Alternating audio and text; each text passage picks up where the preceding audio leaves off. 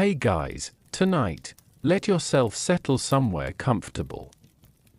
Let the room grow a little quieter, loosen your shoulders, and allow the day to become less important for a while. And, if you feel like it, quietly leave a comment telling me where you're listening from. You can do that now, or simply let the thought drift away as you get comfortable, because tonight, we are going to travel backward, not toward a battlefield or a crowded forum, but toward a bedroom, or something that passed for one. Imagine Rome after sunset. The last warmth of the day still clings to the pale stone walls. Somewhere beyond the houses, a temple roof catches the fading light, while narrow streets begin to lose their familiar colors. Oil lamps flicker in doorways. A servant carries a small flame through a courtyard. From an upper window, someone pulls a curtain across the night air. For a moment, Rome seems ready to sleep, but ancient Rome was not especially good at being quiet. The city had grown enormous, crowded with people who lived at very different levels of comfort. Senators rested behind walls and courtyards where servants could close heavy doors. Shopkeepers slept above their businesses. Laborers found space wherever they could. Some people shared rooms, some shared beds, and some had little more than a blanket and a hard surface beneath them. Sleep, in other words, depended rather heavily on where you happened to live. And even then, the night did not necessarily belong to you. Picture a modest room somewhere inside the city. The walls are plastered but worn. A small lamp burns near the sleeping place, its flame trembling whenever air slips beneath the doorway. The bedding is simple. Perhaps a folded wool covering lies over a rough mattress stuffed with whatever material the household could afford. A person lies down. Outside, footsteps pass, a voice rises briefly from the street, then fades. From somewhere farther away comes the low movement of animals, followed by the unmistakable wooden rumble of a cart. The sleeper turns onto one side. The city continues. This is the strange part of Roman sleep. Night was supposed to offer rest, yet the habits, beliefs, buildings, and rhythms of Roman life often carried the daytime world directly into darkness. People did not all sleep at the same hour. They did not all sleep in private rooms. They did not all expect darkness to mean silence. And they certainly did not all agree on what a strange dream meant when they finally had one. For the wealthy, sleep could be surrounded by carefully arranged spaces, fine fabrics, household attendants, and greater protection from the street. For ordinary Romans, the experience might be much more intimate with the sounds and smells of the neighborhood, and for those living or working in cramped quarters, there could be almost no boundary between resting and everything else happening around them. So, as the Roman night deepens, we will move slowly through these different sleeping worlds. We will enter crowded apartment buildings, quiet private chambers, noisy streets, modest homes, and working spaces where people closed their eyes only a few steps away from their duties. We will also linger over the stranger ideas Romans carried into bed with them, beliefs about dreams, nightmares, wine, illness, gods, animals, and the mysterious hours between one waking and the next. Nothing needs to hurry. The city itself can take its time, settling into shadows, footsteps, murmured voices, and the occasional creak of timber above a sleeping street, while tired households slowly surrender to the dark. And somewhere beneath the fading glow of a small oil lamp, an ordinary Roman finally closes their eyes, while beyond the thin walls, Rome keeps breathing. The little flame beside the sleeping Roman continues to tremble, and beyond the doorway, the city slowly changes character. Daylight has almost disappeared now. In Rome, sunset did not simply turn the city off. The streets remained occupied, voices carried between buildings, and households continued with the small business of preparing themselves for another night. The great city was still there beneath the darkening sky, but its details became softer, less certain. Imagine standing in a narrow street just after dusk. The paving stones beneath your feet still hold a little warmth from the afternoon. Above, the upper floors of the surrounding buildings lean into the darkness, their walls catching the last traces of evening. A woman draws a curtain across an opening. Somewhere nearby, a servant carries a lamp from one room to another. The smell of cooking lingers. Bread, wine, smoke, animals, damp stone. Rome has always been described through its monuments, its emperors, and its grand public buildings. But at night, much of the city would have been experienced at a far smaller scale. A doorway, a courtyard, a staircase, a sleeping mat, a family gathered inside one room. As darkness settled, Roman households had their own routines. Some prepared food for the evening meal. Others finished household tasks. People washed, talked, arranged bedding, checked doors, and made sure small lamps had enough oil to last as long as necessary. There was no single Roman bedtime. The city contained too many different lives for that. A wealthy household might still be active while servants moved quietly through corridors and courtyards. In a small apartment, several people could already be preparing to lie down because there was little reason to remain awake, and somewhere else, a worker might only just be finishing the day's labor. The difference could be enormous. Consider the physical darkness itself. Without modern illumination, night was genuinely dark once the sun had disappeared. A small oil lamp could brighten a room, but its reach was limited. It illuminated nearby hands, faces, pottery, woven fabric, and then surrendered everything beyond that small circle to shadow. A Roman sitting beside such a lamp would have experienced darkness differently from us. There was no bright room waiting beyond the window, no distant glow from a city stretching across the horizon. Beyond the lamp, there was simply night. Perhaps a person sits quietly on the edge of a bed, rubbing tired eyes after a long day. Their household has become quieter. A child is already asleep beneath a wool covering. Someone whispers from another room. The lamp makes a faint movement across the plaster wall, then the flame dips. The person reaches toward it and carefully adjusts the wick. A little more light returns. That tiny action tells us something important about Roman nights. Even something as ordinary as staying awake for another hour required attention to the physical limits of the world around you. Oil had to be available, the flame had to be tended, doors had to be secured, and darkness itself had to be accepted. Outside, Rome remained layered with sound. Feet moved along the streets. Conversations appeared and vanished. Somewhere, a dog barked once. From a courtyard came the soft movement of livestock.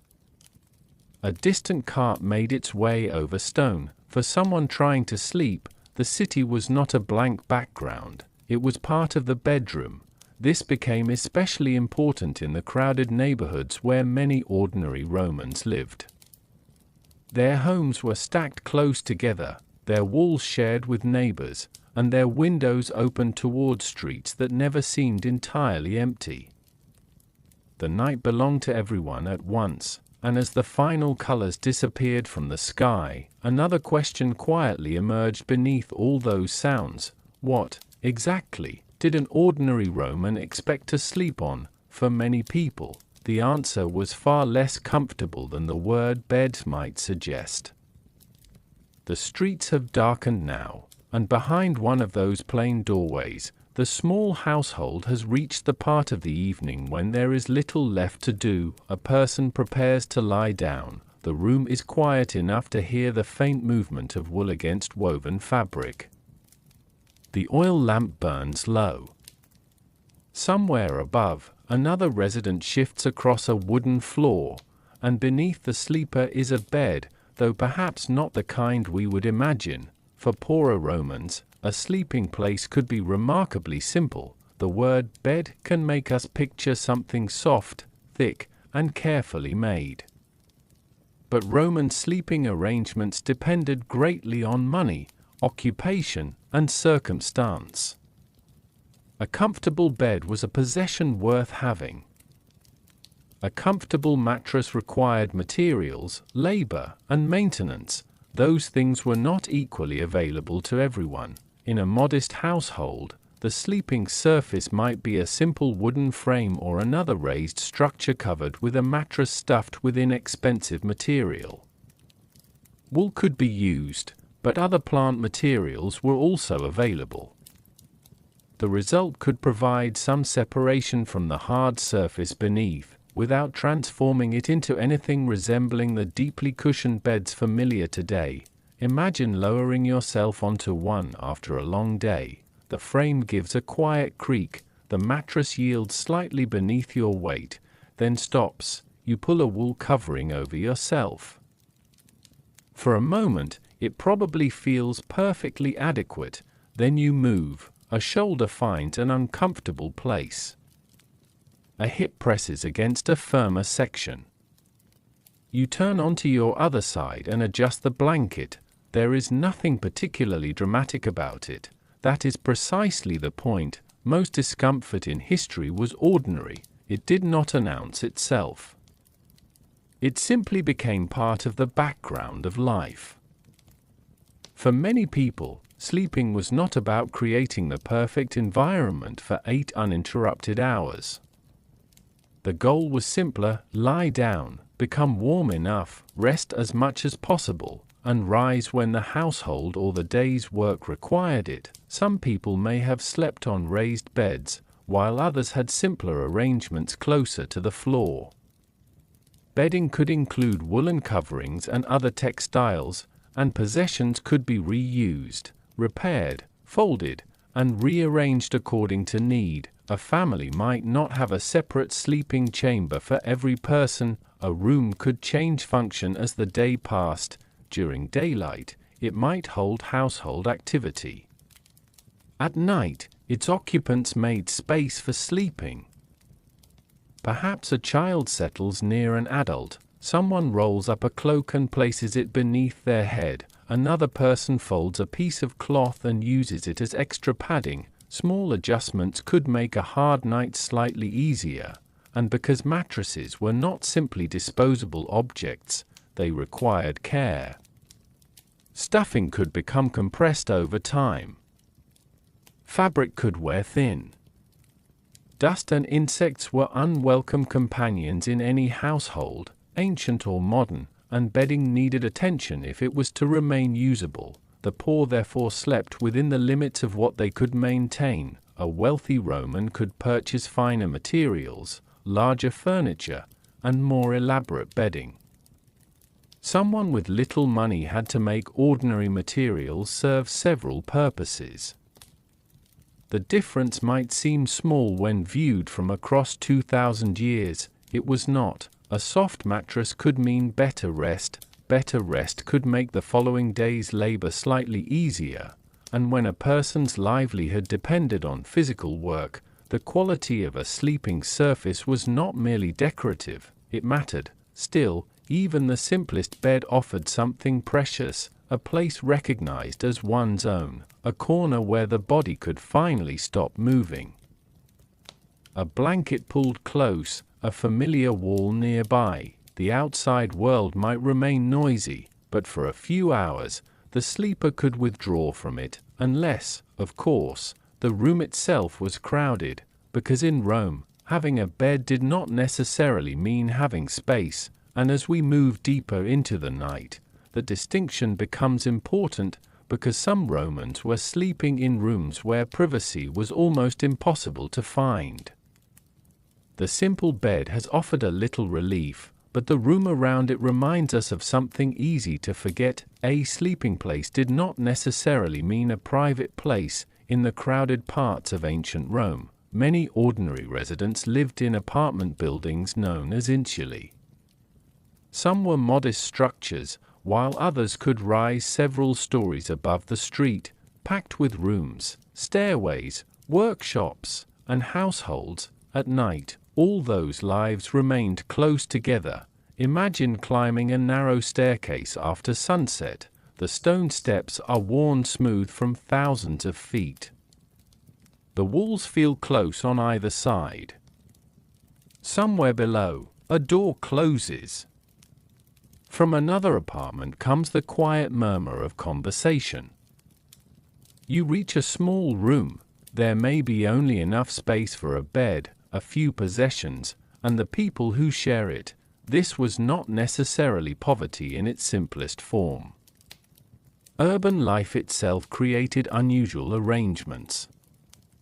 Rome attracted workers, merchants, migrants, craftsmen, freed people, and families who needed somewhere to live close to the activities of the city. Space was valuable. A room therefore had to work hard. During the day, it might hold cooking, eating, conversation, storage, and work. At night, the same few square meters became a sleeping area. One person moves a stool aside, another rolls up a piece of fabric, someone checks the lamp, then the household begins to settle.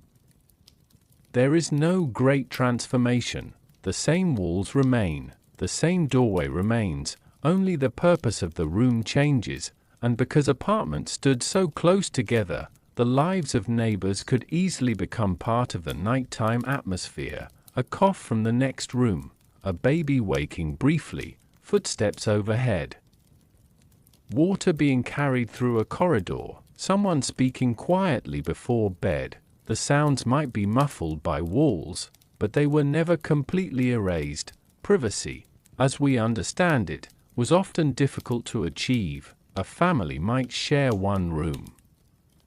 Several rooms might belong to different households under the same roof. Windows and openings could face narrow streets or courtyards, allowing outside noise to enter almost naturally. The apartment did not seal its occupants away from Rome, it connected them to it. There was also the question of heat. In cooler weather, people relied heavily on clothing, blankets, and whatever warmth could be created within the household. A small flame provided light, but it was not a modern heating system. Smoke, cooking smells, dampness, and the temperature of the surrounding building all became part of the indoor experience. At night, a person might pull the blanket closer and tuck their feet beneath it. The person beside them does the same. For a while, nobody speaks. Then someone in another apartment laughs. The sound travels strangely through the building. A moment later, silence returns. This closeness had its advantages as well. People were rarely completely isolated. Neighbors knew that other households were nearby. The building itself created a kind of accidental community, even when residents barely knew one another. Yet for sleep, proximity could be inconvenient. A late arrival might climb the stairs while others were already resting. A household might continue talking. A child might cry. A workman might return at an unusual hour. And somewhere below, the street could remain active. The higher one lived, the more effort might be required simply to reach home. For someone carrying water, food, or other necessities, a staircase was part of daily life. By midnight, the building had not become empty, it had merely become quieter. Different rooms held different stages of sleep. Someone dreamed, someone coughed, someone listened to footsteps outside, someone was still awake, and somewhere near the top, a wealthy resident might be enjoying a very different experience altogether. one where space itself had become a form of comfort. That is where our journey takes us next, into the private sleeping quarters of those who could afford to put distance between themselves and the restless city below. The crowded rooms of the insula gradually disappear behind us as we move toward a quieter part of the city. Here, the streets are broader, the houses are more spacious, heavy doors close against the evening, and behind them, courtyards create little worlds of their own. For a wealthy Roman, the experience of going to sleep could be remarkably different, not necessarily because sleep itself was different, but because everything surrounding it could be. A prosperous household might have several rooms available for private use, along with servants who maintained the spaces, prepared bedding, carried lamps, and handled the small practical details that made nighttime more comfortable. The bedroom could be separated from the louder parts of the house. That separation mattered. Imagine entering one of these rooms after the household has begun to settle. The floor beneath your feet is cool and carefully maintained. The walls may carry painted decoration. A bed stands against one side of the chamber, supported by a wooden or sometimes more elaborate frame. The bedding is finer than what we encountered in the crowded apartment. Wool blankets have been arranged carefully. Textiles are folded rather than thrown into a corner. The room feels ordered. A servant places a small oil lamp nearby. The flame moves gently, then the servant steps away. For someone accustomed to having people nearby throughout the day, privacy itself could become a luxury. A wealthy Roman might have enough space to sleep without sharing the same small room with an entire household. That does not mean complete solitude. Roman elite houses were filled with servants, relatives, guests, and dependents. A person of high status rarely lived in the modern sense of being entirely alone, but physical distance could still create a sense of separation. A door could close.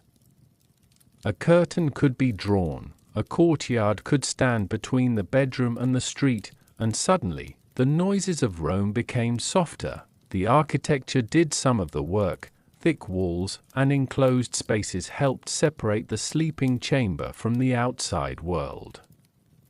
The private rooms of a large Roman house could be arranged around courtyards, allowing residents to move through different levels of activity without everything happening in one shared space.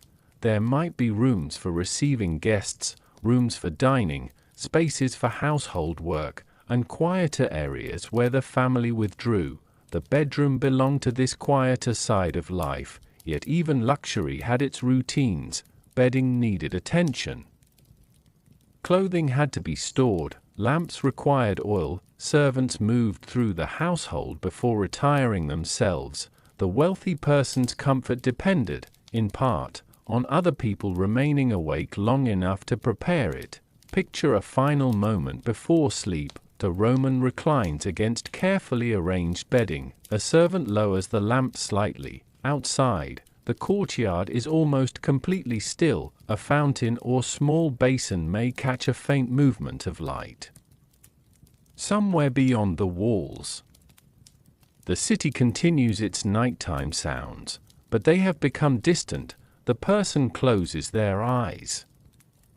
For several breaths, there is almost nothing to hear. Then a muffled voice reaches the room. It disappears. The silence returns. This is perhaps the greatest contrast between wealth and poverty when it comes to Roman sleep. Money could not command the night itself, but it could purchase distance from it. It could provide thicker walls, more room, better bedding, servants to manage practical needs, and a private corner in which the outside world seemed farther away.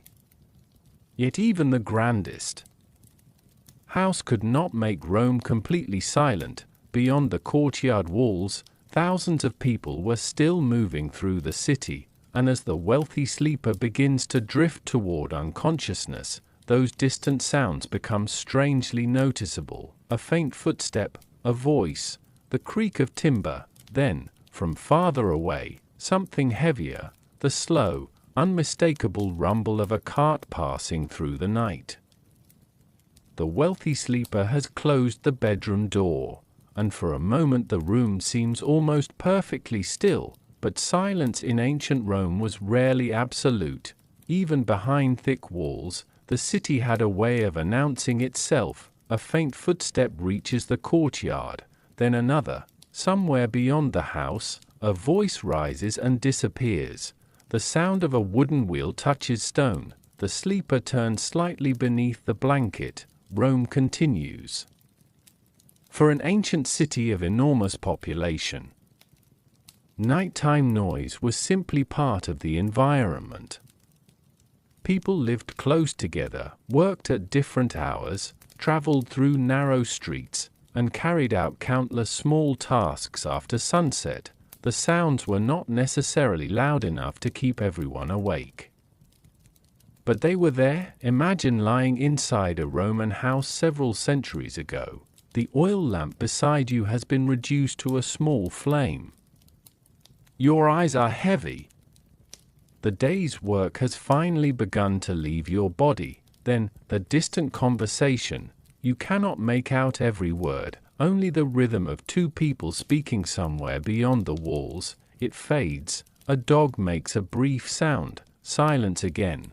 Then footsteps. The human ear is remarkably good at noticing changes in an otherwise quiet environment. A person half asleep might not care about a constant background murmur, yet a sudden new sound could pull attention toward the street. Roman homes did not exist in isolation. Workshops occupied spaces within neighborhoods. Shops opened toward streets. Animals were kept close to human activity. People moved through courtyards and corridors. Even a household trying to sleep remained surrounded by evidence that other households were awake. For some residents, this was probably familiar enough to become part of the ordinary rhythm of life. A child sleeping through a neighbor's conversation, an adult barely noticing footsteps, someone waking briefly, recognizing a familiar sound, and returning to sleep. The experience was not necessarily miserable. Human beings adapt. A sound repeated night after night can become almost invisible to attention. But Rome also had irregular noises. Those were harder to ignore. A person might return home later than expected. A household might need to move something. A visitor might knock. A worker might be heading somewhere before dawn. And then there were the animals, the low movement of a donkey, the rustle of something beneath a wooden structure, a horse shifting its weight. These sounds belonged to the ancient city as naturally as human voices did. Inside a modest apartment, the walls could make everything feel closer. A neighbor's cough might seem to come from only a few steps away. A chair dragged across a floor could become strangely noticeable. A baby might begin crying in another room, and someone nearby would hear it before the child's own family had fully awakened.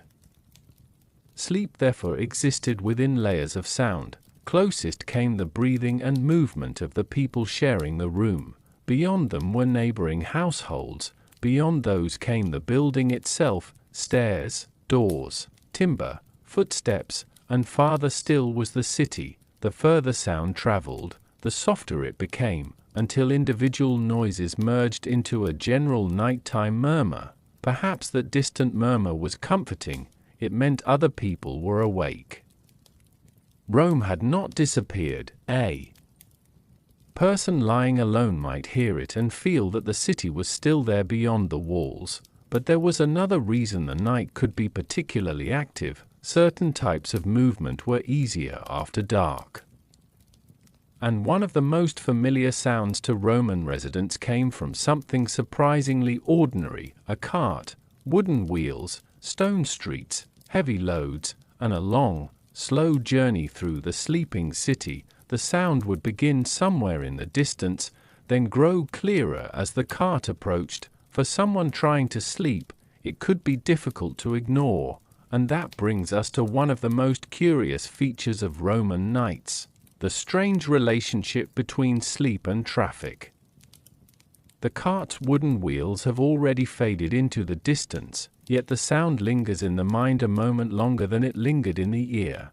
For anyone new to Rome, this nightly rumbling might have seemed strange, even careless. Why move heavy loads through the city while so many people were trying to sleep? The answer had little to do with carelessness and everything to do with daylight itself. Rome's streets were narrow, tightly packed, and constantly filled with people during the working hours of the day. Pedestrians crowded the pavements, shopkeepers spilled goods across doorways, and officials, litters, and processions competed for the same limited space. Adding heavy-wheeled traffic into that daytime chaos would have made the city nearly impossible to move through. So a decision had been made, one that shaped Roman nights for generations. Wheeled vehicles were largely restricted from the city streets during daylight hours. Deliveries, construction materials, and heavy goods had to wait until the sun went down before they could travel freely, which meant the night became Rome's true working hours for transport. Picture the scene from a rooftop, if such a vantage point were available to us. Below, in the darkness, wagons emerge from gates and side streets, drawn by oxen or mules whose hooves strike a steady, unhurried rhythm against the stone. Drivers walk alongside, calling low instructions, guiding their animals around the tightest corners with the ease of long practice. Behind them, wheels grind and creak beneath the weight of building stone, grain sacks, wine amphorae, or timber bound for some unfinished project. The noise did not travel in a single burst. It arrived gradually, grew louder as the cart drew near, and then diminished slowly as the animals continued on toward another street, another delivery, another sleeping neighborhood about to be woken, however briefly, from its rest. For the person lying in a modest room above a shop, this was simply how the night worked. The cart passed. The sound rose. The sound fell. And soon enough, silence returned, or something close enough to it, but not everyone experienced the noise so mildly. For a family in a topmost apartment, sound could travel up through timber and stone in unpredictable ways, arriving louder or softer depending on the angle of a street, the material of a wall, or simply the particular night's traffic. A light sleeper might wake with each passing wagon, a heavier sleeper might barely register the disturbance at all, the sound folding into a dream and dissolving before morning arrived. There is a certain irony worth noticing here. The very system designed to keep Rome's daytime streets functional was the same system that denied its residents an uninterrupted night. Convenience for merchants, laborers, and builders came at the quiet expense of everyone trying to close their eyes. Complaints about this arrangement were not unknown. Writers of the period occasionally grumbled about wheels and shouting drivers disturbing an otherwise peaceful evening, suggesting that even those with the means to escape much of the city's daytime noise could not always escape its nighttime counterpart. Wealth bought distance, as we saw earlier, but distance was never quite the same as silence. A courtyard wall might soften the sound, it rarely erased it completely, and so, night after night, the carts continued their slow procession through Rome's sleeping streets, carrying stone for temples not yet finished, grain for markets not yet open, and timber for buildings whose future occupants had not yet been born.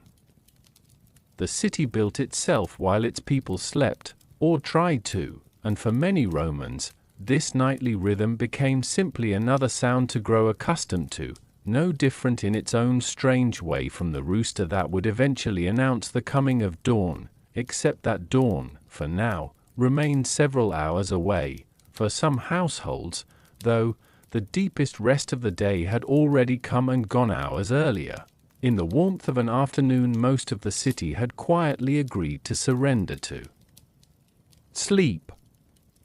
The cart has moved on, its sound folding back into the general murmur of the night, but our story now turns briefly away from darkness altogether, toward an hour many Romans knew just as intimately as midnight, the middle of the day, long before electric light divided work from rest into neat, unwavering blocks. Roman life bent itself around the sun.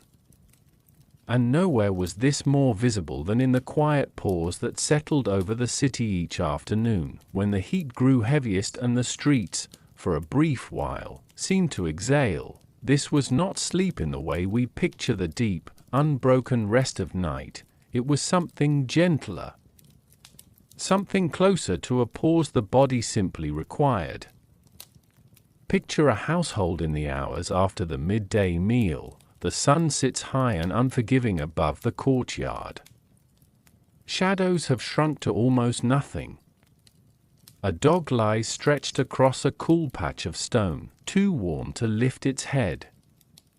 Somewhere nearby, the steady hum of insects fills the air where human voices had been only a short while before. Shops that had been open since dawn begin to close their shutters. A merchant steps back from his stall, wipes his brow, and disappears into the shade behind it. Streets that were crowded an hour earlier grow strangely empty. This pause, this brief surrender to the heat, was not laziness. It was practicality.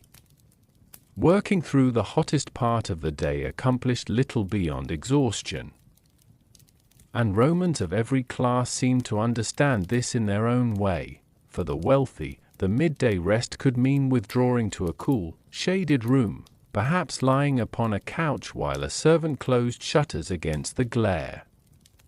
For someone with fewer resources, it might mean simply finding whatever shade a doorway or wall could offer, resting there until the worst of the heat had passed. Imagine a laborer settling into the shadow of a building. His back rests against the warm stone, cooler here in the shade than anywhere in direct sun. His eyes close, not fully asleep, but drifting somewhere close to it. Around him, the city has gone quiet enough that even small sounds carry clearly: a distant door, a bird settling on a rooftop, the faint trickle of water from a nearby fountain. He is not alone in this stillness. Nearby, another figure has simply lain down along a shaded portico, using a folded cloak as a cushion beneath his head. A little farther on, someone dozes upright against a wall, arms crossed, chin lowered toward the chest. The city seems to be holding its breath. Public spaces themselves reflected this rhythm. Businesses that thrived in the morning often closed their doors by midday, only to reopen once the worst heat had eased. Even public buildings, at certain times and in certain seasons, might see reduced activity during these hours, their usual bustle replaced by a stillness that felt almost deliberate. This midday quiet was never identical to nighttime sleep. It lacked the darkness, the deep withdrawal from the world that came after sunset. A person resting at midday might wake at the smallest disturbance, uncertain, for a moment, whether they had truly slept at all, yet it served its purpose. The body, worn by heat and morning labor, found a measure of relief, and when the sun finally began its slow decline, the city stirred again. Shutters reopened. Voices returned to the streets. The laborer in the shade rose, brushed dust from his tunic, and returned to whatever tasks remained before evening arrived. The rhythm of Roman life, then, was never a single unbroken stretch of waking hours followed by a single stretch of night. It moved in waves, shaped by heat, light, and the practical demands of survival in a Mediterranean climate that offered little mercy during certain months of the year.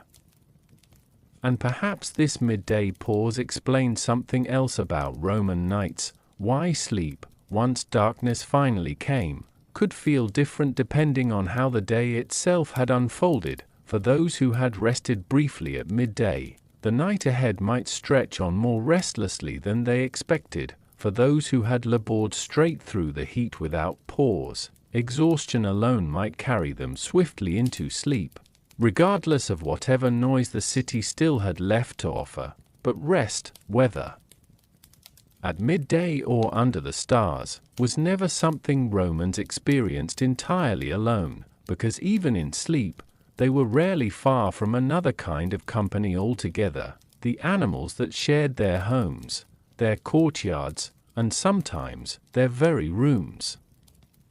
The laborer has risen from his patch of shade, and the city has slowly returned to its rhythm, but something from that quiet midday pause lingers: the memory of the dog stretched across warm stone, undisturbed by the human world moving around it. Animals, in ancient Rome, were rarely far from human life, and when night fell, that closeness did not simply disappear. For many households, especially those outside the wealthiest circles, animals were not distant, separate creatures kept somewhere out of sight.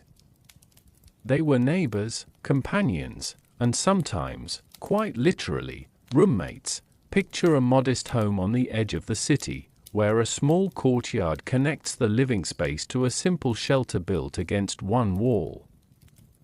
Inside that shelter, a donkey shifts its weight, hooves scraping softly against packed earth.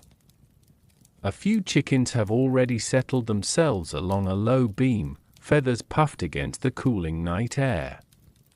Nearby, a goat lies curled against the wall, its breathing slow and steady. These animals were not pets in the way we might think of them today. They were labor. They were food. They were wealth measured in fur and feather and hoof, and because they mattered so much to a household's survival, keeping them close, keeping them safe from theft or predators, made a great deal of practical sense. Imagine the family inside that same home, settling down for the night only a thin wall away from where their animals rested. A child might drift toward sleep listening to the occasional shuffle of a donkey adjusting its stance.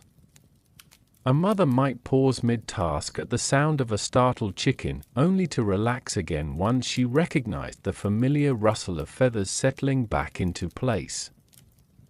The sounds of animals became woven into the sounds of the household itself: a rooster's early call, a goat's low bleat carried faintly across a courtyard, the persistent buzz of insects drawn toward livestock through the warm evening air. For some, this closeness extended even further. In smaller rural homes, or in poorer sections of the city where space came at a premium, animals might share the very room where people slept. A cow steady breathing in one corner. A few hens roosting near a doorway. The warmth of a large animal's body offering, on colder nights, a small but genuine comfort against the chill. There was something practical in this arrangement beyond simple space saving. Animals brought warmth. They brought a kind of security too. A goat or dog stirring at unfamiliar footsteps outside could alert a sleeping household to danger long before any human ear noticed anything amiss. But animals also brought their own disruptions: a restless horse shifting through the night, an anxious chicken startled by nothing at all, sending a brief flurry of noise through an otherwise quiet room, the occasional stronger scent, close and unmistakable, drifting through the dark. For someone raised in such surroundings, none of this would have seemed particularly strange. It was simply how life worked when your livelihood depended on creatures that could not be left unguarded, unwatched, or too far from the people who depended on them. Picture the transition from day to night in such a household one final time. The last chores are finished. Water troughs are checked. A gate is latched. Someone runs a steady hand along a donkey's flank, feeling for any sign of injury or unease before leaving it to rest. Then, quietly, the family retreats to their own corner of the same modest world. A blanket is drawn close, somewhere nearby, an animal shifts, settles, and grows still. And in that stillness, human and animal breathing slowly find something like a shared rhythm, two different kinds of tiredness resting side by side until morning. This closeness between people and animals reflected something larger about how Romans understood the night itself, not as a separate, sealed-off world belonging only to human dreams, but as a shared space where every living thing within a household's walls settled down together, each in its own way, waiting for the same dawn. And speaking of dreams, for the Romans drifting toward sleep beside their animals, their fires, and their families, the visions that came once their eyes finally closed were rarely considered random. They were something else entirely, messages, perhaps, from somewhere beyond the sleeping body itself. The animals have settled, the household has grown still, and somewhere beneath a worn wool blanket, a Roman finally allows their eyes to close. What came next was never considered simple. For many Romans, sleep was not merely an absence of waking thought. It was a doorway. And whatever appeared on the other side of that doorway carried weight far beyond the ordinary business of resting. Dreams, in the Roman mind, could be messages, not always. Not every drifting image or fragmented scene meant something. But certain dreams, the vivid ones, the ones that lingered stubbornly into morning, were treated as something worth taking seriously. Imagine a person waking suddenly in the deep hours of night. Breath slightly quickened, the last traces of an unusual dream still clinging to the edges of thought. A figure had spoken to them, or perhaps a place had appeared, unfamiliar yet strangely vivid, filled with details too specific to feel like ordinary imagination. The sleeper lies still for a moment, staring into the darkness above, turning the images over carefully, trying to hold onto them before they slipped away entirely. The way dreams so often do, this instinct, the urge to remember and examine a dream rather than dismiss it, reflected something deeply woven into Roman belief. The gods, many believed, did not always speak through temples, priests, or public ceremony. Sometimes they spoke through sleep. When the ordinary defenses of waking life had quieted enough to let a message through, a dream might warn of danger, it might offer guidance before some difficult decision, it might simply reassure a worried mind, or unsettle a confident one, depending on what the gods, or fate, seemed to intend. Some Romans placed such importance on dreams that they sought out particular places believed to encourage meaningful visions.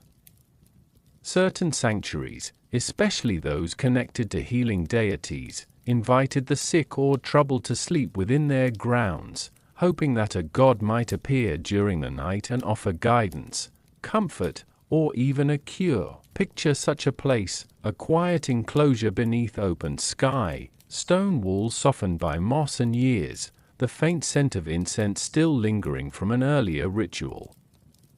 A person lies upon a simple pallet within the sanctuary, eyes closed, waiting not just for rest but for something more deliberate to occur within that rest. Attendants moved quietly nearby, respecting the stillness required for such visions to arrive undisturbed, and when morning came, the dreamer's first task was often not breakfast or duty, but memory, piecing together whatever fragments the night had offered, searching for meaning within images that might otherwise seem like nonsense. Not every household could travel to such sanctuaries, of course. Most dreams occurred at home, tangled among the ordinary sounds of a sleeping city. A passing cart, a shifting animal, a neighbor's voice through thin walls. Yet even here, dreams retained their significance. A mother waking from a troubling vision might mention it quietly to her husband before the household stirred. an older relative might offer an interpretation drawn from years of hearing about other people's dreams, other outcomes, other patterns recognized across a lifetime. Some dreams were considered obvious in meaning, others required careful thought, sometimes even consultation with someone skilled in interpreting such visions, a person whose understanding of symbols and omens went beyond ordinary guesswork. This did not mean every Roman treated every dream with equal solemnity. Plenty of visions were surely dismissed by morning as nothing more than the mind's own restless wandering, shaped by the day's worries or a stomach unsettled by too much wine the evening before, but the possibility remained, always present beneath the surface of an ordinary night's rest, that a dream might matter, that somewhere within sleep a boundary grew thin, and something, or someone, might reach through it. For the Roman lying quietly in the dark, waiting for sleep to arrive, this belief added a strange kind of weight to something we might otherwise consider entirely private. Sleep was not simply personal. It was, potentially, a meeting point between the human world and something far larger than any single household. However humble or grand, yet if dreams could carry messages from the gods, what happened when those messages turned dark? Because not every vision that arrived in the night felt like guidance, some felt like warning, and some, as many Romans would soon come to fear, felt like something else entirely. The mention of warning brings us somewhere quieter now, into the smaller, stranger habits Romans carried with them each night. Habits that had little to do with grand visions from the gods and everything to do with the ordinary business of protecting oneself while unconscious and vulnerable. Sleep, after all, left a person defenseless, eyes closed, awareness dimmed, the body still, the mind wandering somewhere beyond immediate control. For a culture that took omens, spirits, and unseen forces seriously, this vulnerability demanded its own quiet precautions. Picture a household preparing for the night, its members moving through small rituals so familiar they barely required conscious thought. A woman touches a small amulet hanging near the doorway before turning back toward the sleeping area. A man mutters something under his breath, not quite a prayer, not quite a habit, before settling onto his mattress. A child is tucked beneath a blanket with a small charm placed nearby, meant to ward off whatever might wish to disturb a young, unguarded sleeper. None of this was performed with great solemnity. It was simply part of the evening, woven into the same unremarkable rhythm as banking the fire or latching a door. Certain positions for sleeping carried their own quiet significance. Lying a particular way, facing a particular direction, might be thought to invite good fortune or, just as easily, to invite trouble. An overturned sandal left carelessly beside the bed, some believed, could unsettle the peace of the room throughout the night. Small things, ordinary things, yet taken seriously by people who understood the world as full of forces just beyond the edge of sight. The threshold itself held meaning. Doorways were considered vulnerable points, places where the boundary between inside and outside, between safety and exposure, grew thin. A household might take particular care with how a door was closed at night, how it was latched, even how someone stepped across it on their way to bed. Imagine a servant moving quietly through a darkened house, checking that each door has been properly secured, pausing perhaps a moment longer than necessary at the threshold, murmuring some small, private words before continuing on. Salt, too, held a certain protective quality in the Roman imagination, scattered sometimes near entryways or kept close within a household as a ward against misfortune. And then there was the matter of numbers, dates, and timing. Certain nights were considered less favorable than others for sleep, for dreams, for beginning anything of importance. A person might delay a task, or approach a particular evening with quiet unease, simply because the date itself carried an unfavorable reputation, passed down through years of accumulated caution. None of these practices were unique to any single household.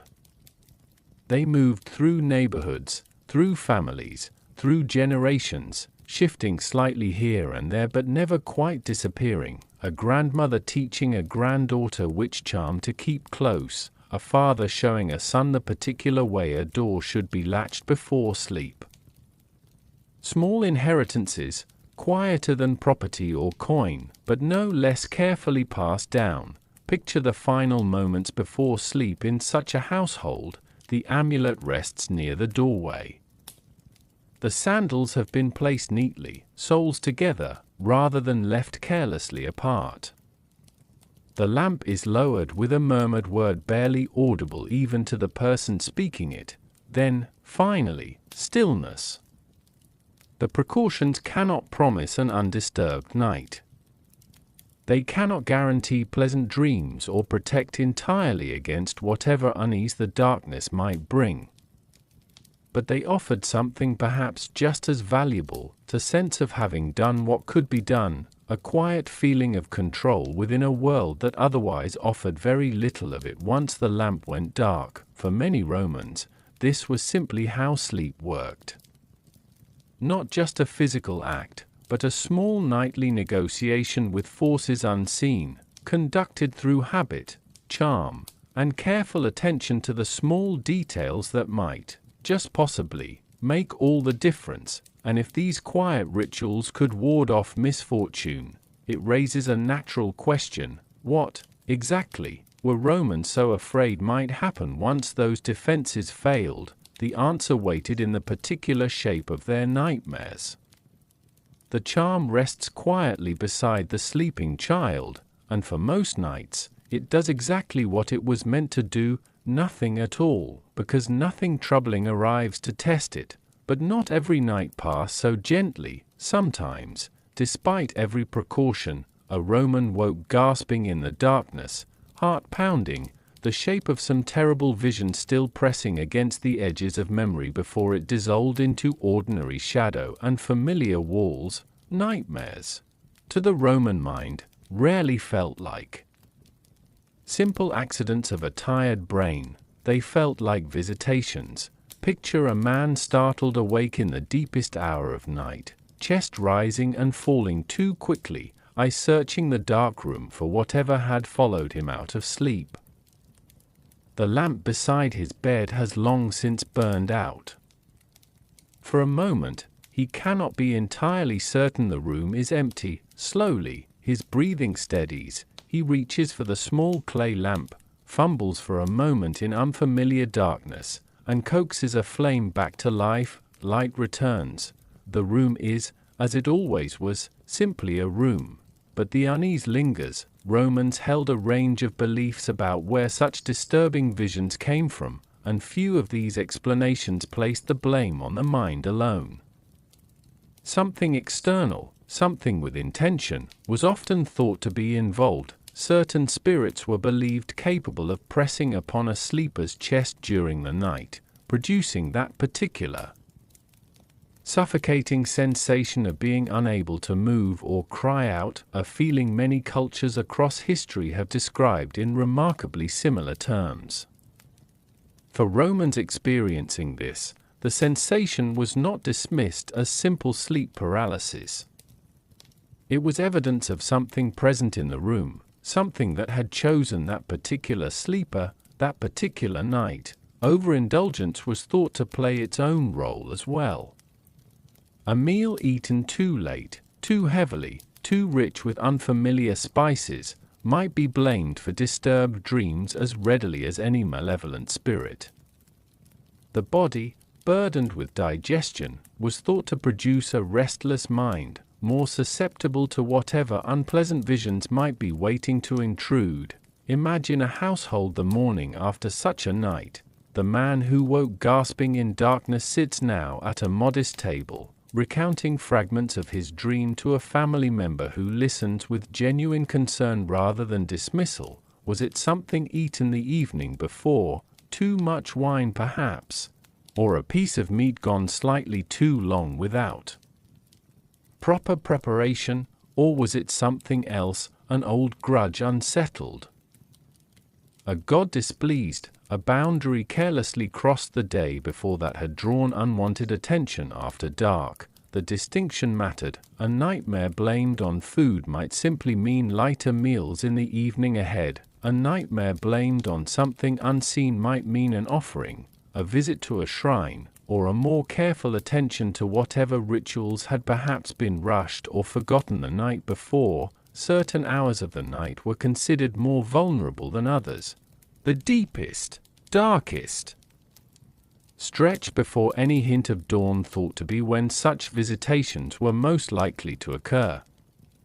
A person waking during this particular window might feel a heightened sense of unease, aware, even half-conscious, that they had stirred during a time when the boundary between the ordinary world and whatever lay beyond it was believed to be at its thinnest. Children were thought to be especially vulnerable. Their smaller, more easily disturbed sleep patterns made them frequent subjects of protective charms and careful bedtime attention, parents watching a little more closely for signs of restlessness, murmuring a little more diligently over amulets placed near small sleeping forms.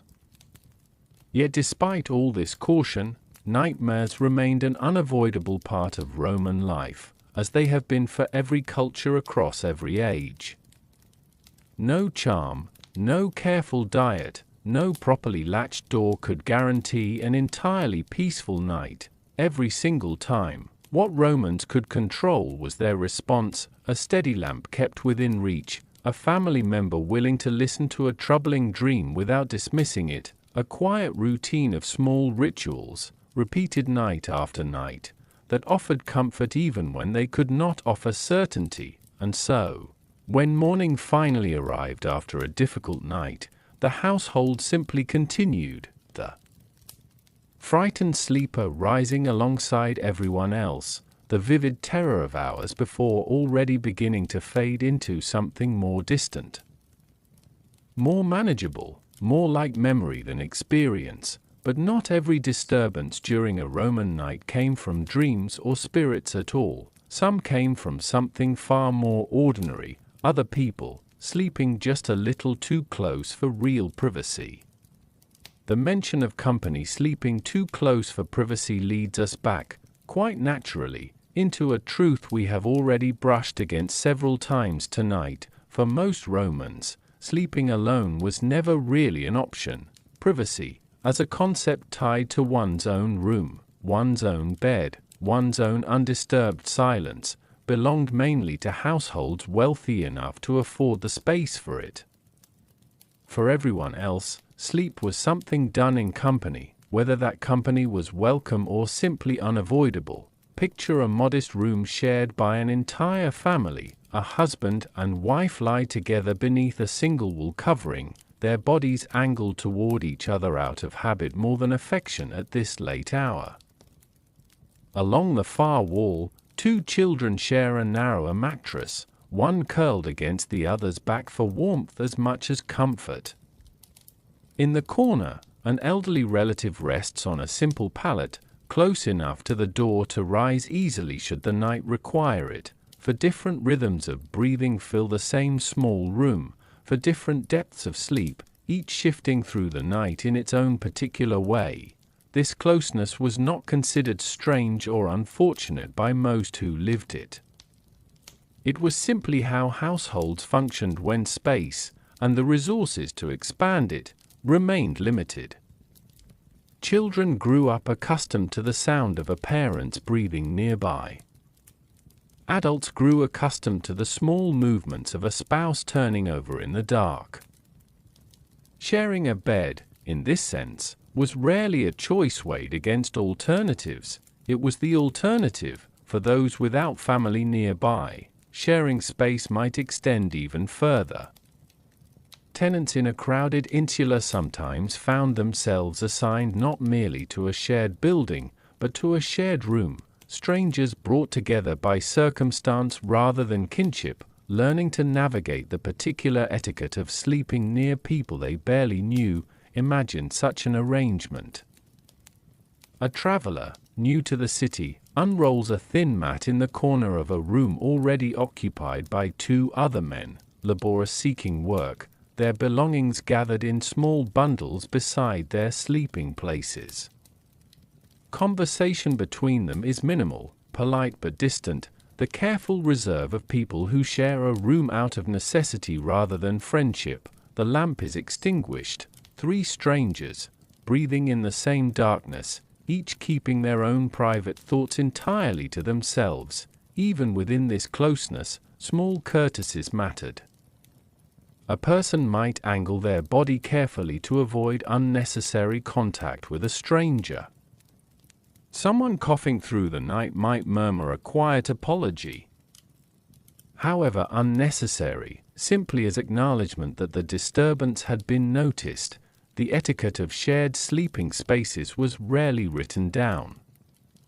It existed instead in small, learned behaviors, passed between people through observation and repetition rather than formal instruction. Married couples, families, and strangers all navigated this closeness in their own particular ways, but the underlying reality remained constant across most of Roman society. Sleep was rarely solitary, and this had consequences beyond mere physical proximity. Illness could pass quickly through a shared bed or crowded room, one person's restless night, becoming, within days, an entire household's shared suffering. Warmth, too, moved between bodies sleeping close together, a genuine practical benefit during colder months when a single blanket had to serve multiple people at once. Emotional comfort played its part as well. A frightened child, waking from one of those troubling nightmares we spoke of earlier, needed only to reach toward a parent sleeping beside them to find immediate, wordless reassurance. A worried spouse might find quiet comfort simply in the sound of familiar breathing nearby, proof that the household remained intact, however uncertain the coming day might feel. Yet privacy, however rare, still held its own particular value precisely because it was so difficult to find. A person granted even a brief moment alone, a quiet corner, an empty room, might treasure that solitude in ways someone accustomed to it could never quite understand. For most Romans, though, sleep meant company. Breathing, shifting, murmuring company, filling the darkness with small sounds that were neither entirely comfortable nor entirely unwelcome, but simply, unavoidably, present, and for some, this company extended beyond family, beyond strangers sharing temporary lodging, into an entirely different category of nighttime presence altogether, those whose job it was to remain awake while everyone else slept.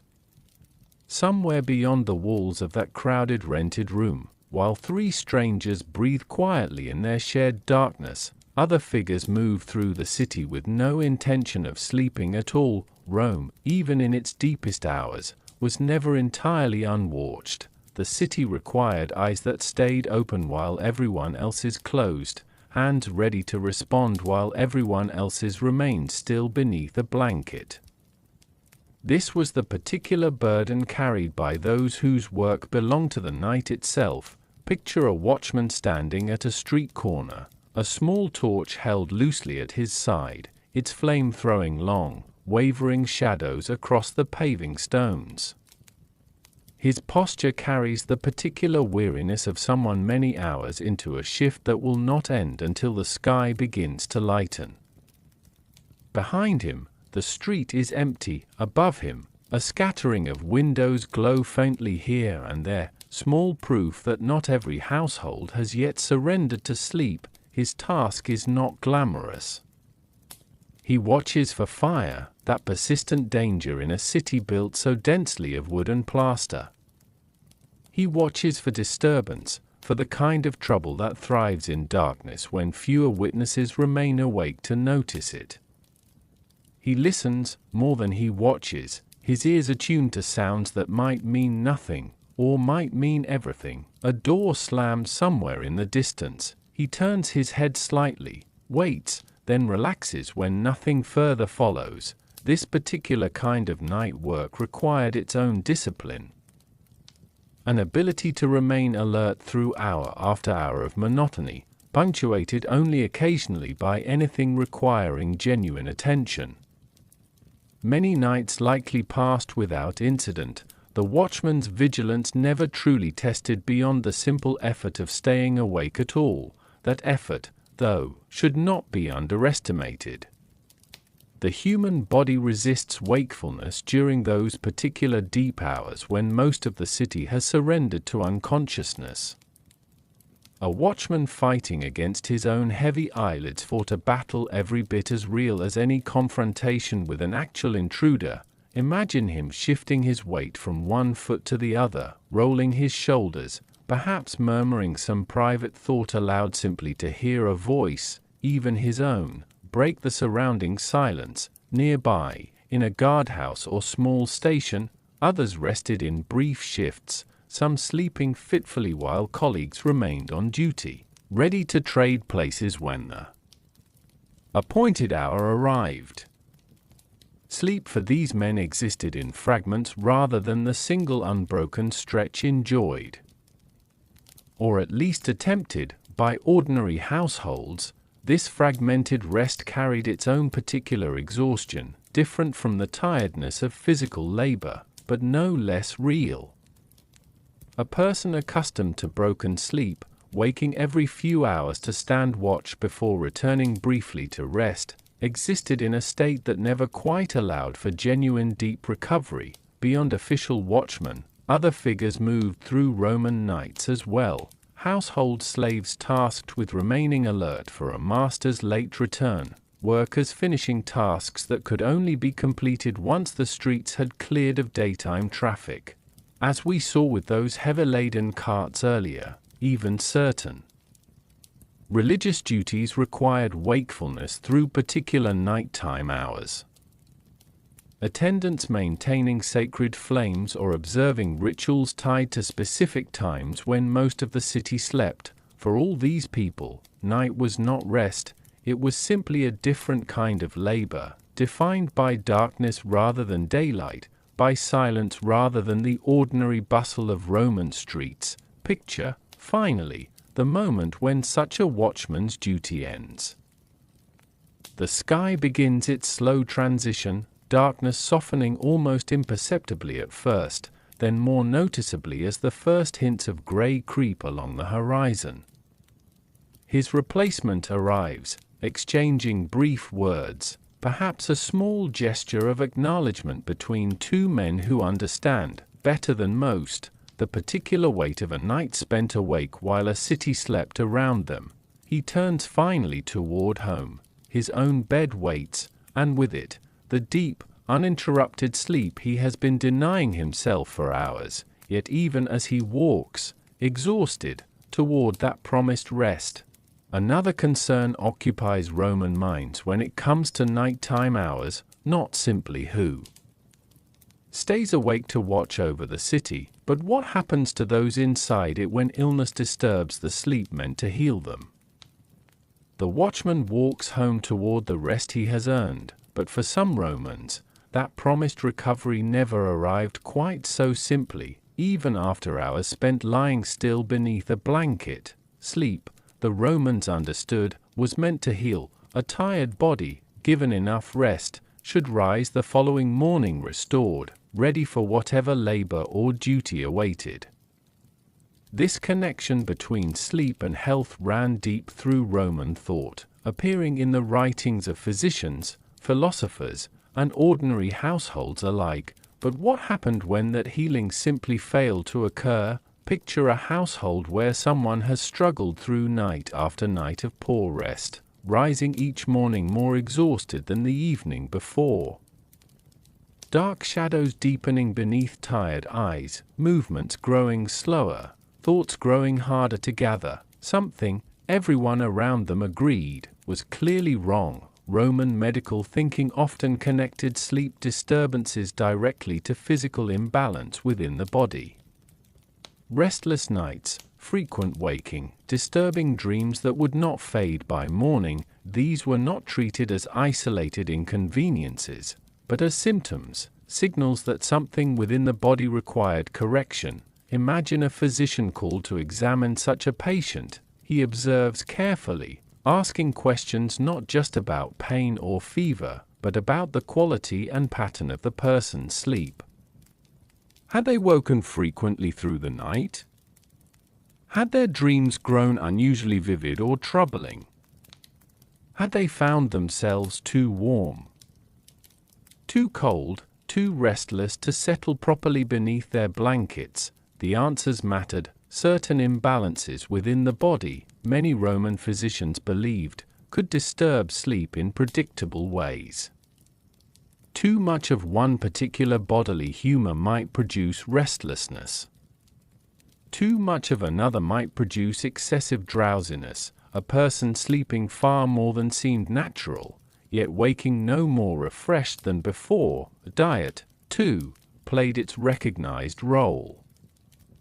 A meal too heavy, too rich, eaten too close to bedtime, was thought capable of disturbing the body's natural rhythm through the night, producing exactly the kind of restless, unsatisfying sleep that left a person more exhausted upon waking than they had been beforehand.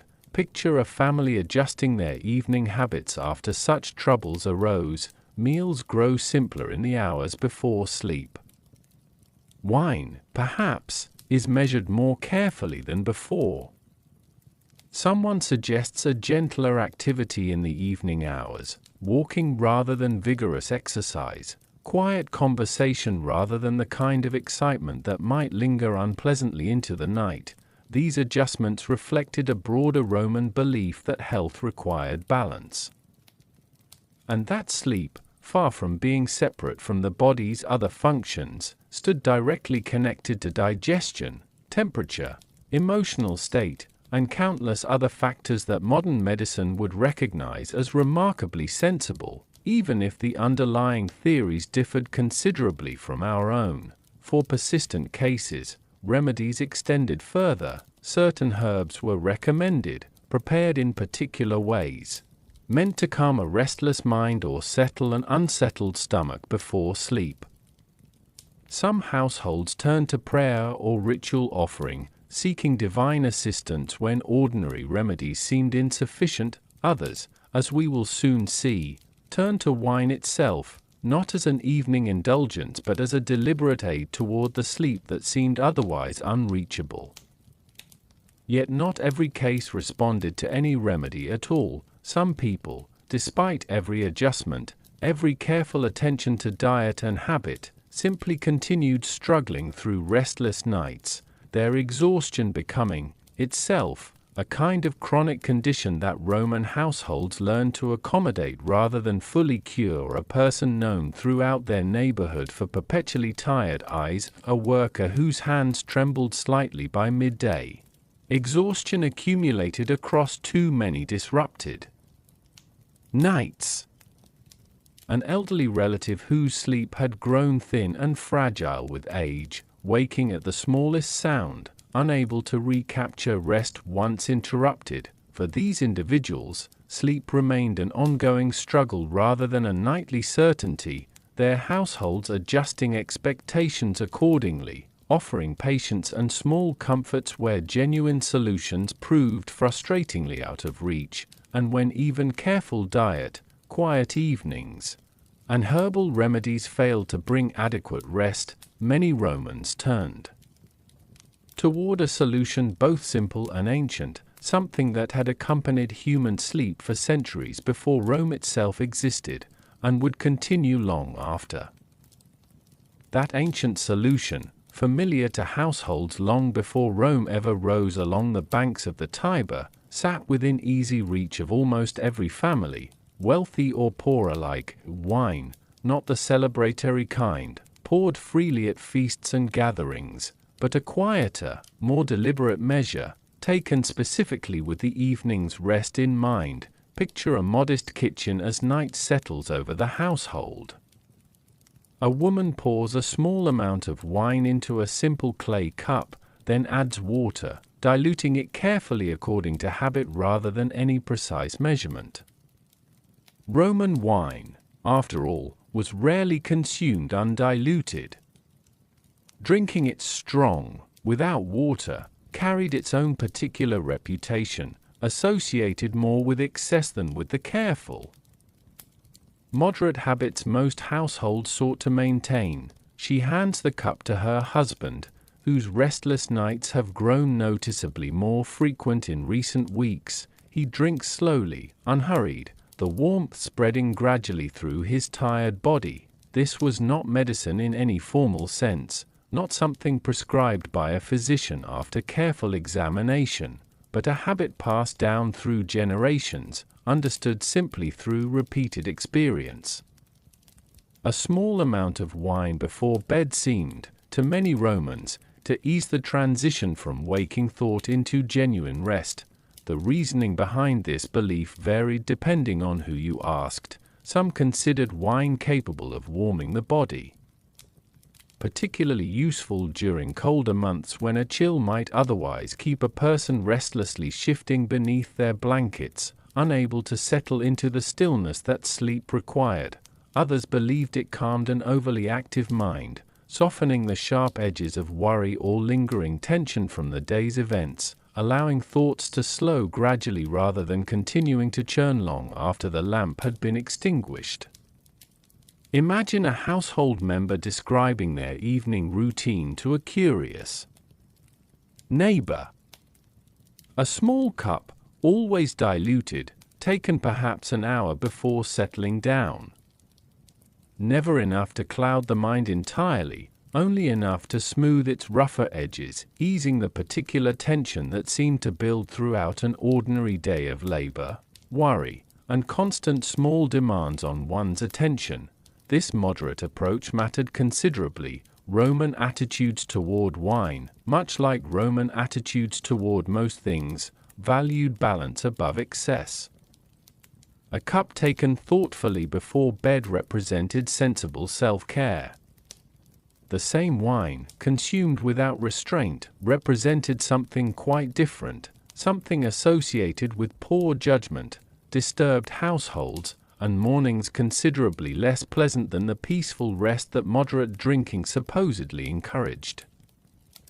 Physicians themselves sometimes acknowledged wine's usefulness for troubled sleepers, incorporating it thoughtfully alongside other recommendations we explored a moment ago: simpler evening meals, calmer activities, herbs prepared for their particular calming properties. Wine, in this sense, became one tool among several, rather than a single solution relied upon exclusively.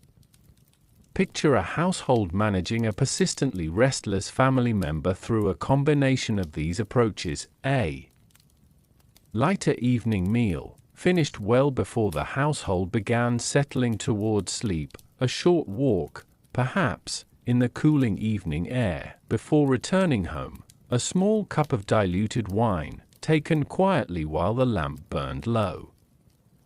And finally, a bed prepared with particular care, blankets arranged just so, the room as quiet as the household could manage given whatever noise the city itself continued to offer beyond their walls. Not every restless sleeper found relief through these methods.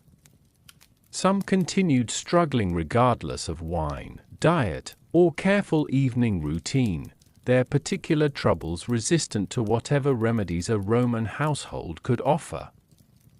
For these individuals, exhaustion simply became a familiar companion, endured rather than cured, managed rather than resolved. Yet for many others, this modest evening ritual, a small cup shared quietly as the household prepared for rest, provided exactly the gentle assistance needed to finally close tired eyes and drift toward the sleep that had, on previous nights, remained frustratingly out of reach. And as that wine warmed tired bodies throughout the city, another quiet contrast continued, unfolding each night, one we have touched upon before but have not yet fully explored, the profound difference between how the wealthy and the poor experienced those same dark hours once their eyes finally closed. That contrast, mentioned only in passing until now, deserves a fuller telling of its own, because few aspects of Roman life revealed the gap between rich and poor quite so clearly as the hours between sunset and sunrise. By day, wealth and poverty moved through many of the same streets, breathed the same air, passed beneath the same temples and arches.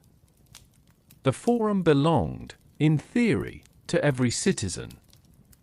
The public baths welcomed a range of Romans through their doors, however differently each might be treated once inside, but night drew the boundaries more sharply. Picture two households as darkness settles over the city, one grand, one humble, both preparing for the same stretch of hours, yet experiencing something entirely different once their lamps were lowered. In the wealthy household, servants move quietly through spacious rooms, securing shutters, arranging bedding, ensuring that every practical need has been addressed before the family retires. The private bedroom, as we saw earlier, offers real distance from the street, thick walls softening whatever noise the city continues to produce beyond the courtyard. Sleep here comes with choices. A person might choose which room to occupy, depending on temperature or mood. They might request additional blankets should the night grow cold, or lighter coverings should it remain warm.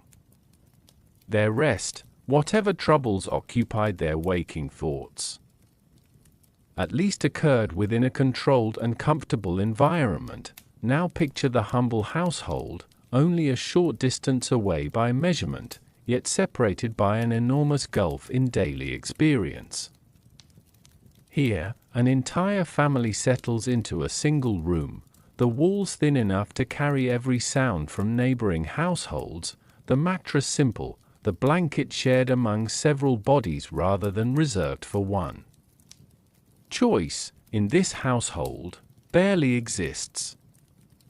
There is one room, one bed, or one shared sleeping surface. One blanket, however many people require its warmth. The noise of the street reaches this household almost unfiltered. A passing cart sounds as though it travels directly outside the window, rather than several streets away. A neighbor's argument carries clearly through walls thin enough to offer little genuine privacy. The temperature within the room shifts with the temperature outside. No thick walls or enclosed courtyard providing any meaningful buffer against cold or heat. This was not simply a matter of comfort, though comfort certainly mattered. It was a matter of recovery, of health, of the basic ability to rise each morning genuinely rested rather than merely upright. Consider the physical toll of consistently poor sleep, night after night, accumulated across months and years. A laborer whose rest remained perpetually disrupted faced each day's physical demands with reserves already depleted before the sun had even fully risen. Illness, we noted earlier, could spread more easily through crowded, poorly rested households. Judgment grew clouded. Patience grew thin. The ordinary difficulties of daily life became measurably harder to bear when genuine rest remained consistently out of reach. The wealthy, by contrast, could recover more fully, more reliably, night after night. This advantage compounded over time, wealth purchasing not just comfort in any single moment, but genuine physical resilience across an entire lifetime. One restful night building upon another in ways that poverty's disrupted sleep simply could not match, yet it would be a mistake to imagine wealth erased every difficulty entirely. We have already seen that even the grandest Roman house could not achieve complete silence. that even servants and thick walls could not fully separate a sleeper from the city's persistent nighttime presence.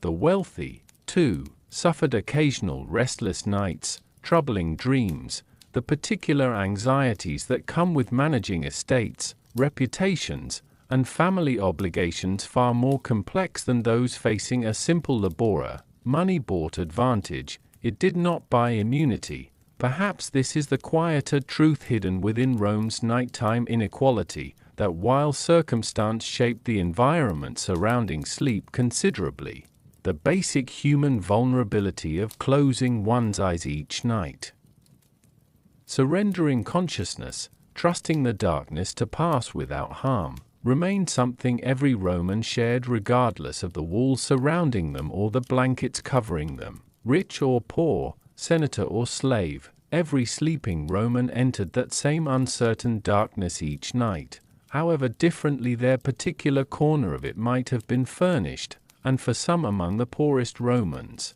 even that modest comparison overstated their circumstances considerably, because certain households possessed no separate sleeping quarters at all, their rest tied inseparably to wherever their daily labor happened to occur. That final thought from a moment ago deserves its own careful attention, because for a significant portion of Rome's population, sleep was never separated from labor at all.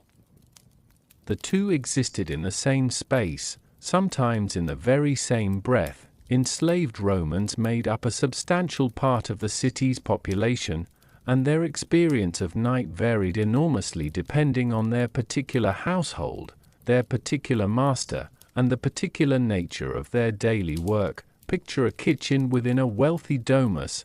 Hours after the household's evening meal has concluded, the cooking fires have been banked down to a faint, glowing warmth. Pots and vessels have been cleaned and set aside. And in the corner, near enough to the hearth to feel its lingering heat, a simple mat has been unrolled directly onto the floor. This is where the household's kitchen slave will sleep tonight, as they have slept most nights, close to the very space where their work begins again each morning before the rest of the house has even stirred.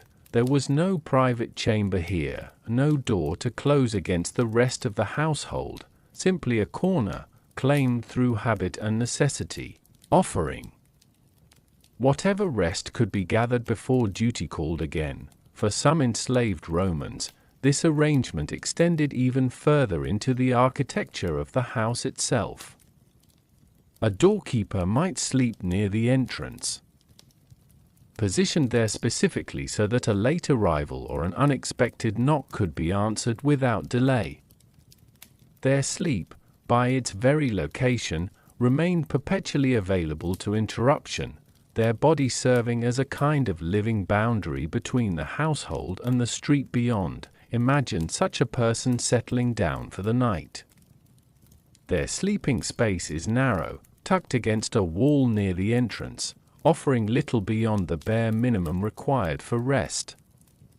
A thin blanket, a worn mat, perhaps a small lamp, though even this modest comfort depended entirely on the household's particular habits and the master's particular generosity. Sleep, for this person, remained inseparable from vigilance. A sound at the door meant rising immediately, regardless of the hour, regardless of how deeply sleep had settled over tired limbs only moments before. Not every enslaved person's circumstances were identical, of course. Household slaves within wealthier families sometimes occupied dedicated sleeping quarters, modest but at least somewhat separated from constant duty. Slaves working in agricultural settings outside the city faced entirely different arrangements again, their rest shaped by planting seasons, harvest demands, and the particular rhythms of rural labor rather than the household needs of an urban domus. Yet a common thread ran through many of these experiences. Rest remained conditional. It existed at the discretion of another person's needs, another person's schedule. Another person's understanding of what constituted sufficient recovery for the labor still expected the following day. Picture the quiet moments just before such a person finally closed their eyes. The household has gone still. The last footsteps have faded from the corridors above. And in that narrow corner, that modest allotted space, a person allows their body to finally stop moving, however briefly, however incompletely, before the demands of another day arrive to claim them again. There is little dramatic about this moment. No grand suffering rendered visible, no obvious cruelty on display. Simply the ordinary reality of a life where even something as fundamentally personal as sleep remains shaped, at every turn, by circumstances entirely outside one's own control.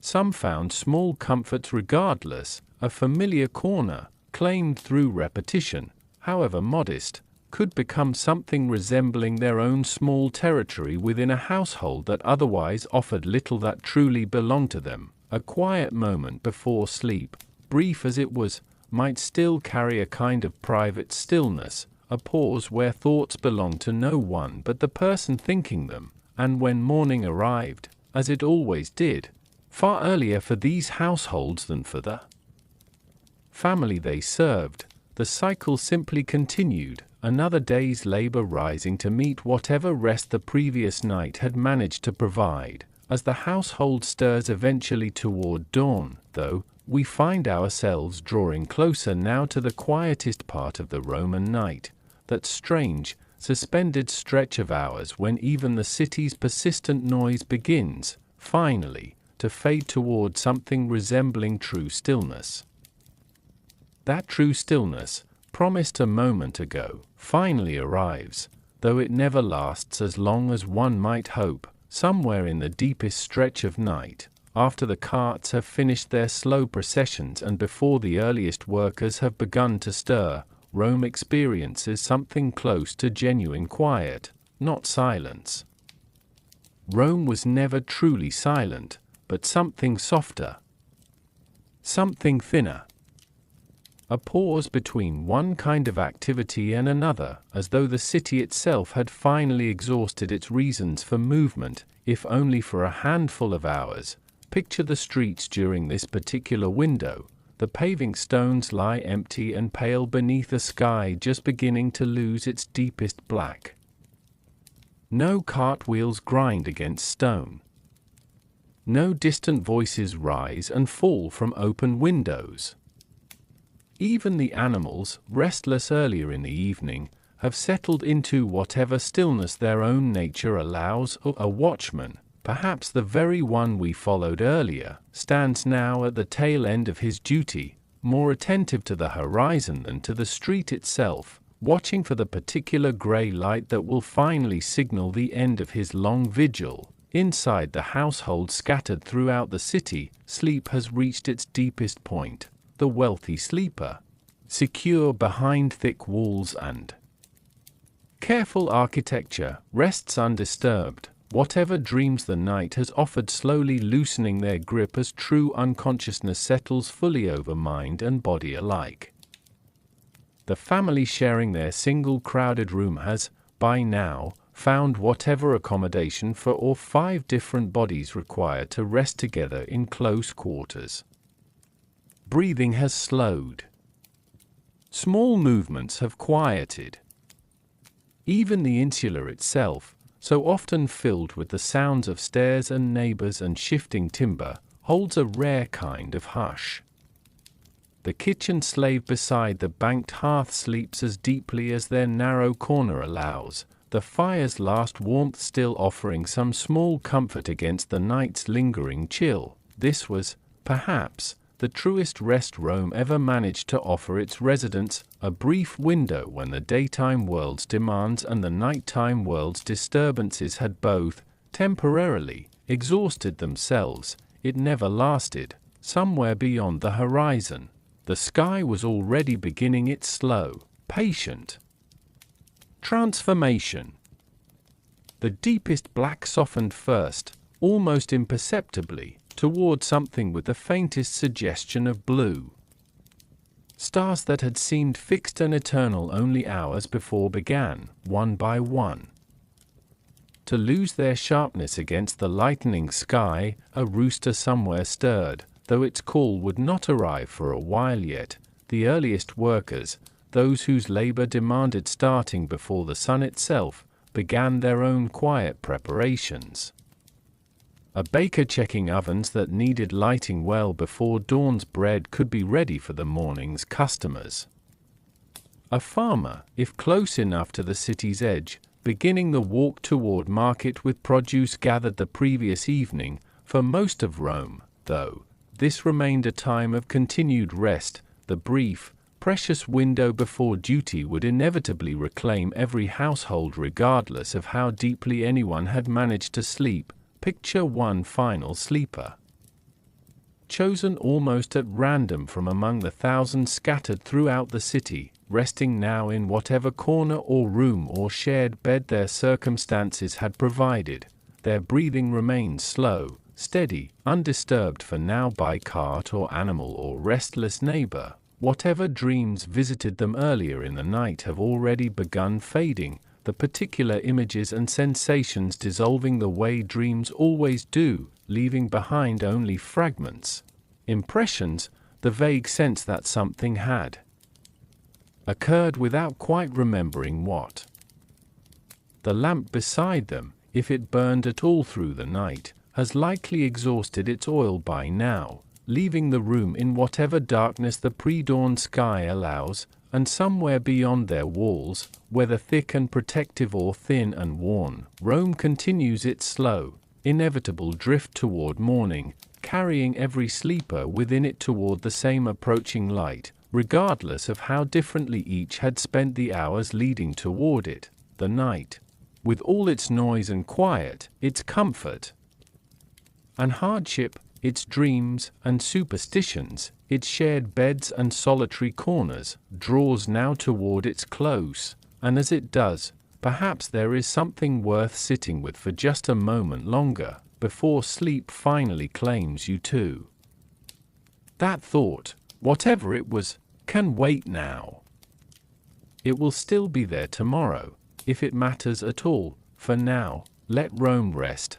We have moved slowly through so many different corners of that ancient city tonight, crowded apartments and quiet courtyards, shared beds and solitary mats, carts rumbling over stone and animals settling into their shelters, dreams believed to carry messages and nightmares blamed on spirits pressing close in the dark. We have seen how differently the wealthy and the poor experience the same passing hours, how a watchman's vigilance allowed an entire street to sleep a little easier, how even a simple cup of wine, carefully diluted, became one small tool against a restless night.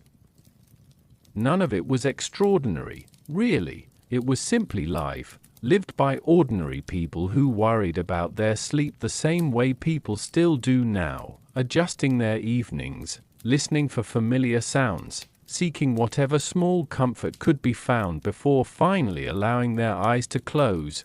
Picture Rome one last time, as the earliest gray light begins settling gently over rooftops and courtyards alike. Somewhere, a lamp has burned down to nothing. Somewhere, a blanket has been pulled a little higher against the last cool hour before morning. Somewhere, a dream is already fading past the point of memory, leaving behind only the faintest, softest trace of having happened at all.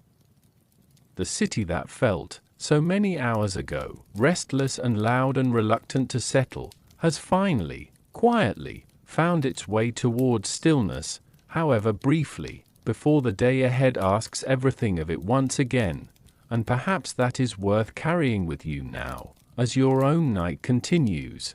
However crowded or quiet your own room might be, however far you are from ancient stone streets and flickering oil lamps, the simple act of closing your eyes and letting the day soften behind you connects you, in some small way, to every tired person who has ever done the same. So let your shoulders rest a little further into wherever you're lying. Let your breathing slow, the way it always eventually does, and let Rome, and everything we walked through together tonight, fade quietly into the background, the way a dream fades once morning finally, gently, arrives. Sleep well.